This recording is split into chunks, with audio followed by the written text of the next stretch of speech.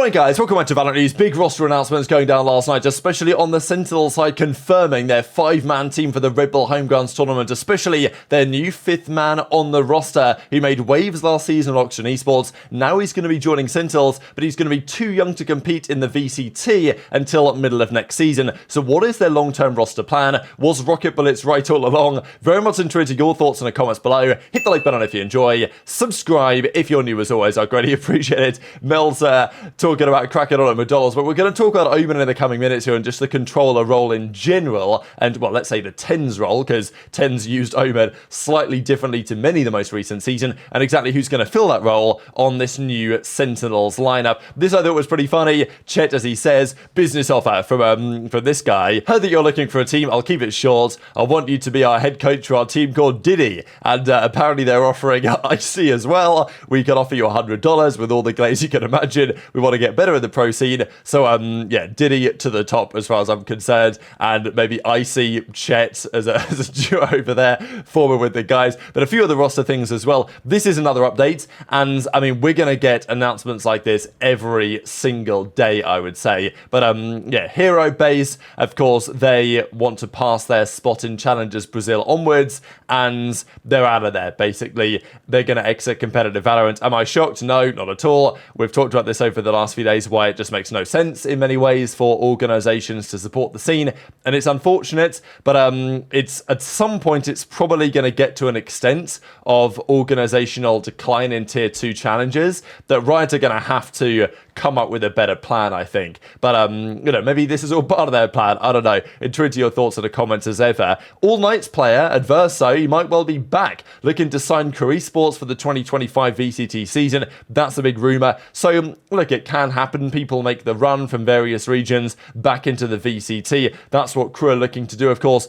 They thought, Crew, they might be able to get Sanak. At least that was a big rumor at the time. He's going to Carmine Corp, to our current understanding. Then Leviathan. Now, this is a pretty interesting interpretation here in the replies that, you know, because this is King Kong, right? So King is a player for them already, Lev, who's probably locked in, you would imagine, and then, you know, Com, pretty close, isn't it? So maybe there's something in that potentially King and Com locked in for next season. That would be the potential read between the lines here, but could mean anything, to be perfectly honest. But we do have the Red Bull Homegrounds coming up very shortly indeed, and, well, Marder, we think, might be trialling with Leviathan, and he's been a good player for MXS, Moist Shopify, the last season or so, but he tweeted this out yesterday, just got banned from the airport. Actually, they're saying it's every airport in North America. And then he says to Ludwig, I might not make it to Red Bull. So what's going on here, right? And these tweets are actually still live as I'm recording the video. I don't know what you have to do to get yourself put on a no-fly list. Like, it must be something pretty bad. And if you are actually on a no-fly list, like, it's chalked, you know, it's probably chalked. So the other option is, I'm hoping at least, that it's some sort of, you know, miscommunication or some sort of mistake or some, I don't know exactly. But if he's actually, like, banned from going to airports for whatever reason, and it's difficult to speculate what those reasons could even possibly be, it's not something that is going to lift magically anytime soon. And it's something that, like, would completely ruin his career. Like, legit, because if you're Leviathan and you're looking to sign him, but you're like, well, if we qualify for an international, he can't even fly there because he's not allowed to go to the airport to even fly out the country, or whatever the case is, right? Or he can maybe get a boat across the ocean for 6 months. You know, it'll take him a month to get across the ocean to go play this event. Like, it's not going to happen, is it, right? So this is the issue. And with any luck, this situation could be resolved, but I just thought it was pretty concerning because if this is, like, true, what he's implying, at least by this tweet, then, like, it has serious consequences for what is a phenomenal player's career, in my opinion. But intrigued to your thoughts in the comments below.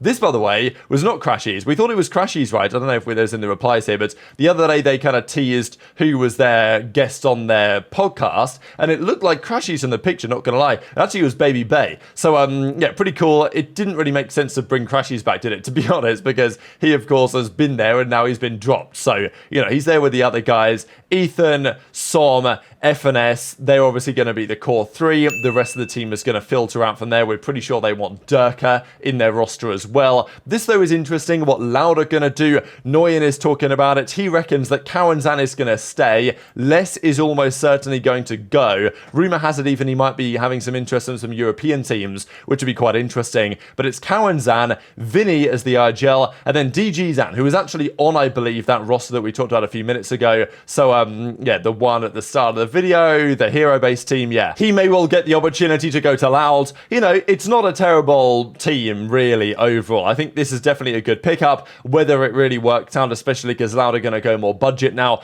you know, let's be honest, they're not going to be the World Championship winners that they were a couple of years ago based on this information that we currently have. There was also this, because this guy Juan here on the Reddit, was on the VLR actually, and then it was posted on the Reddit, was saying a fair few things on what's going on. Talking how Toy is staying at his girlfriend's place in EMEA, did a tryout for Carmine Corp. There was talk about Leo and Chronicle. Nats tried to get a project to go along with them. Received 3 screenshots of Boaster acting as the coach for Fnatic tryouts.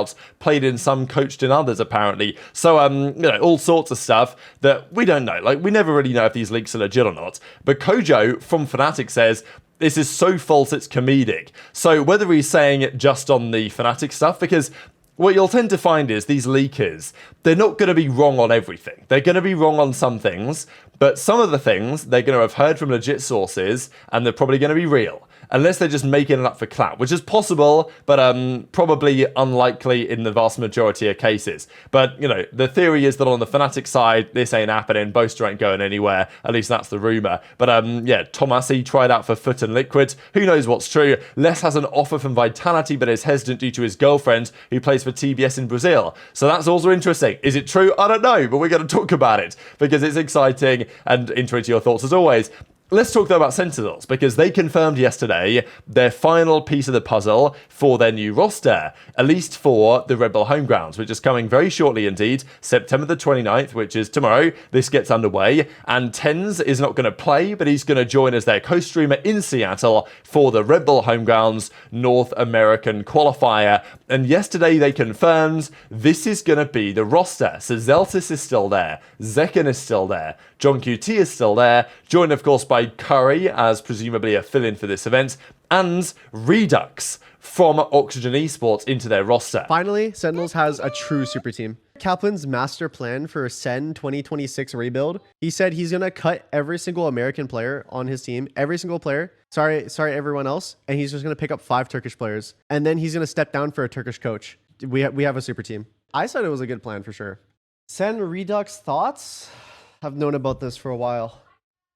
I mean, he's still young, right? He's still like, I don't think he's eligible for VCT yet, but I definitely think that he's a really good player and could definitely pop off in the Red Bull tournament. So Reduxx, of course, one of the most promising players of the Oxygen Esports team in Challengers last year. I'm still surprised Oxygen didn't do enough to make it deep in Challengers to get to Ascension and potentially win it, because I thought, especially the early part of last year, they were maybe the favourites to do exactly that. Verno is a phenomenal player. He is almost certainly joining NRG, to our understanding. Scuba, another great player on that team, was linked to, I think he was even linked to like Sentinels and 100T and maybe NRG, something like this. Like, Scuba's been around some of the conversations too.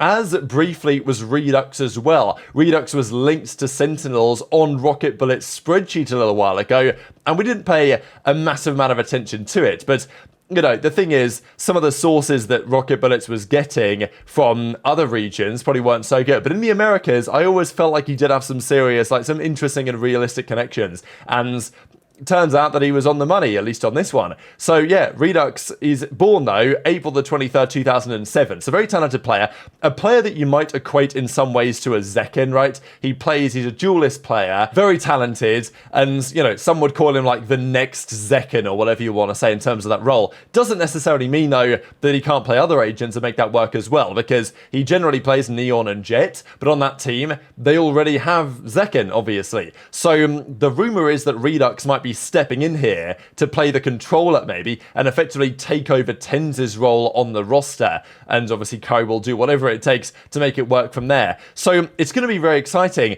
Of course, the big point is, though, that Reduxx can play in this Rebel Homegrounds because there's no age restriction to 18. In the VCT, there is. So he would only be able to play Reduxx in the VCT from April. So I think probably Kaplan's master plan here is to bring Reduxx on board, play for the Rebel Homegrounds. He will not be able to play on their roster as the season gets underway. That is like for sure, I'm pretty sure. But in April time, that would then be possible. So if Sentinels aren't doing so well, they could then make a change, bring Reduxx in, especially if he does well at the home grounds, for example. That could be part of the plan. Of course, it means in the medium term, Sentinels still need to form a real roster, right? Because, you know, presumably Curry isn't going to stay around.